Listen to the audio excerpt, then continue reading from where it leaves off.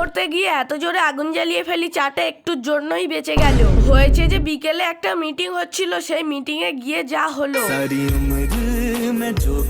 যাই হোক, মিটিংটা শেষ করে চলে আসি বাড়ি। এসে ভাইয়ের কাছ থেকে 20 টাকা নিয়ে চলে আসি সোজা দোকানে এসে চা চিনি কিনে নিলাম। নিয়ে এসে দুটো ইট দিয়ে আগুনটাকে জ্বালিয়ে নিলাম। একটু ওয়েট করছিলাম, কারণ ইট তো ভালো করে আগুনটা না জ্বললে বারবার লিভে যেতে পারে। যখনই ভালো করে জ্বলে হাঁড়িটা বসিয়ে দিই। তারপরে একটু ওয়েট করছিলাম, তখনই দেখি উদলে উঠলো, তাই জন্য একটু ফু দিয়ে দিলাম আর একটু আগুনটা কমিয়ে দিলাম, কারণ উদলে না পড়ে যায়। রিয়াজ একটু টেস্ট করে দেখে নিল, খুবই ভালো হয়েছে। তো আমরা সব রেডি করে নিচ্ছিলাম, কাপগুলো সব ভালো করে ধুয়ে নিলাম। তারপরে রিয়াজ নামিয়ে নিয়ে গ্লাসে ঢেলে নিয়ে চলে আসলো, কারণ সবাইকে ভাগ করে দিতে হবে। তো রিয়াজ সবাইকে ভাগ করে দিতে লাগে। ভাগ করে দিতেই সবাই খাওয়া শুরু করে দিই। যাই হোক, আরিফদার হাসিটা খুব সুন্দর লাগে। আতিফ একটা বিস্কুট চাই, ওকে দিয়ে দিই। আর একটু চা বেশি ছিল, সবাইকে ভাগ করে দিয়ে দেয়।